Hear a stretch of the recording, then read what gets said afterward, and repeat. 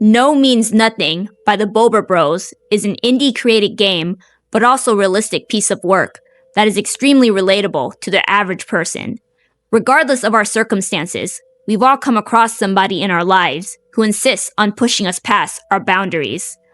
Today, we will be analyzing your everyday, ordinary predator named Radek. The reason he's considered ordinary is because he's written so well that he could reasonably be your neighbor, a family member, the mailman, or very much just a friend, like in the main character's case. The game's overall tone is very dark because it portrays the harsh reality for those who don't have much options. Many people, like the main character, find themselves stuck in a vicious cycle of unemployment, poverty, and even in an abusive household. This often causes them to become victims to actual or would-be perpetrators that have no shame in taking full advantage of their dire situations. And that is how the game starts off, with your mother forcing you awake and abruptly announcing that your eviction is in 5 days. In 5 days, you must acquire a job and enough savings to not end up on the streets. The situation looks bleak until you receive a call from an old friend named Radek, who you've purposely avoided up until now. He offers you a job, which you feel you have no choice but to accept. The reason for the avoidance becomes very clear from the start. When you enter the warehouse where Radek works, he gives off the impression he is happy to see you, but not without taking a rather aggressive jab at your demeanor. This antagonistic tone shapes the majority of your conversations with him moving forward. An example of this is when the shift ends and Radek, after complimenting your hard work, decides to interrogate you on your whereabouts. At first you tolerate this, since you had purposely disappeared without even a word for 2 years, but Radek remains affronted, no matter your explanation. He did not care for your hardships at home, or that you had dropped out of uni. The abusive relationship, also with your mother, did nothing to soften his judgment against you. Instead, he scoffs and makes light of your struggles, blaming you entirely for your eventual homelessness, ascribing it to you not being man enough to move out on your own. What also makes this back and forth more insidious is that Radek retains the ability to talk so casually that it can also lessen the main character's guard, inadvertently.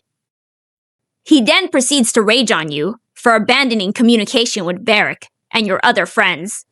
Varric wasn't the one at fault for being a toxic person.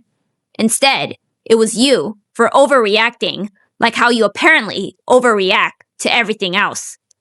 This, of course, is classic gaslighting in the hopes of duping the main character to take blame. Keep in mind that this is also only the first day on the job. Radek is already attempting to take control of the narrative so that you are more coerced into whatever it is that he wants you to do. His motives are inherently sinister, as the main character will soon find out. When you arrive the next day, Radek wastes no time in dropping hints that he is interested in you sexually. He spends most of the second shift eyeing you, making lewd comments about your rear end, and forcing you to eventually respond by telling him that you are single. Whenever you are visibly put off by these suggestive comments, he will back off only briefly and insist he is really just joking, before reverting right back to the same inappropriate behavior. Throughout the game, every interaction with Radek feels like an appeasement rather than any meaningful conversation between friends. He could come across as fine in one moment, then hostile in another. A particular scene that comes to mind is when after your second shift ends, Radek gleefully tells you that he has a surprise waiting for you. He instructs you to pick up the box next to his feet and take it to the break room. You do as you're told, place the box on the table, and open it to discover a pack of beer. A revelation that does not thrill you. It is well known that you despise drinking. Radek deals with your reaction by laughing at you. He tells you to relax and promises that the two of you will only talk. You join him at the table, and he pressures you to pick up a beer. At first, he assures you that you deserve a beer for all your hard work, and that this was really just meant to benefit you. When you still refuse, he becomes openly upset that you're not accepting of his gift for you. He further demeans you by calling you boring and immature before threatening you with possible job loss. The sudden switch between personalities is truly jarring. Under the guise of wanting to present alcohol as a gift, Radek exposes himself in multiple ways to the player. Every negative trait that he accuses the main character of having are really just projections of himself. This becomes abundantly more clear as the game goes on. After refusing the drink with him, Radek reluctantly backs off and changes topics, obviously not serious about firing you.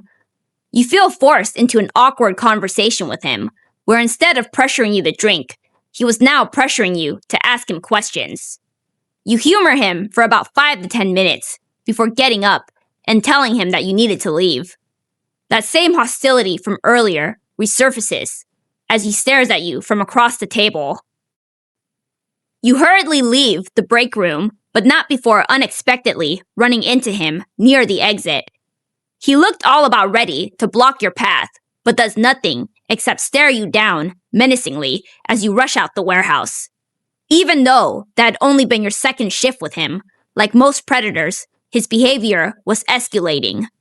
The next day shows a clear case for this. You arrive at the warehouse, and it is pitch black. None of the lights are working, and the hallways are littered with beer cans. As you walk into the main room, you notice that multiple shelves with merchandise have been knocked over onto the floor to join the empty beer cans. Radek doesn't admit to any wrongdoing, but it is not hard to summarize what may have happened. He had obviously drunk himself into a rage before decidedly wreaking havoc amongst the warehouse.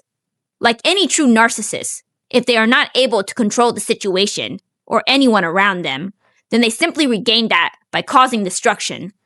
The warehouse in its current state is a reflection of himself, and in other ways, an outright vengeful message towards you.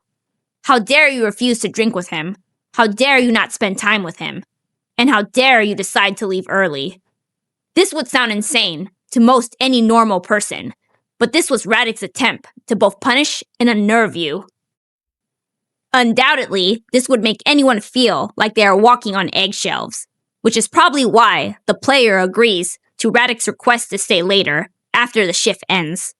While you are working in the dark with nothing but a flashlight, you notice the newly smashed electrical panel, a crowbar sticking out from amongst the wreckage with electric sparks shooting out in every direction.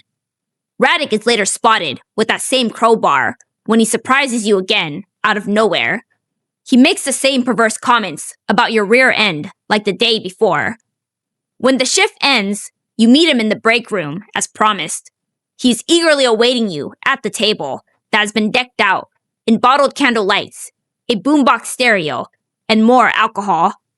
It appears to be a repeated but elaborate attempt in order to pressure you to drink again. Instead of accepting your refusal, Radek turns it into a back-and-forth blame game where all your answers only ever lead to you being a bad and selfish person for not wanting to drink with him. It is important to note that although he is the one pressuring you, he still needs to remind you that he is the victim for having to put up with both your selfishness and incompetence. Eventually, he gives up, but there's obvious resentment for you standing your ground. When the two of you are seated, facing one another, he confesses that he had recently come to terms with his own sexuality and had even recently gotten a boyfriend. He then probes you on your own preferences. Given how Radek has behaved in such a sly and manipulative manner, it is not absurd to wonder if this supposedly vulnerable moment was really just a ploy to gauge your interest in him. The boyfriend being a real person is also questionable. Every conversation thus far with Radek has felt stirred by hidden motives. Things take a turn for the worse when you are invited to stay at his apartment due to your current homelessness. In the past 3 days since working with him, Radek has unabashedly dismissed your struggles, made unwanted sexual comments, pressured you outside of your comfort zone, and then has shamed and mocked you for those boundaries.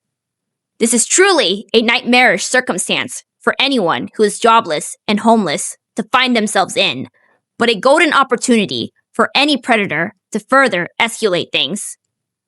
He does just that on the first night without hesitation. After trying to coerce you into sexual activity with images from a porn site and failing, he switches from a playful demeanor to a confrontational one. Angered from your rejection, he accuses you of being a tease and insists that you stop making things complicated.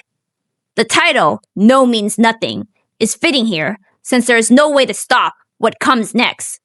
Radek loses control and attempts to force himself on you. Depending on the player's choices throughout the game, there are 4 different endings. The message, regardless of whatever the ending the main character attains, is clear. Radek from the start only had predatory motives, like all abusers and manipulators. There is no understanding, no mutual respect, and no real friendship to be found. He only ever intended to deceptively communicate in ways that would benefit him. Every so-called kind gesture, conversation, or gift was just a trap to either gaslight or exploit the main character's helplessness. It is truly disturbing how much planning and effort went into diminishing the main character's identity and self-worth. Radek serves as a reminder that there are many like him who walk amongst us in all different areas of real life.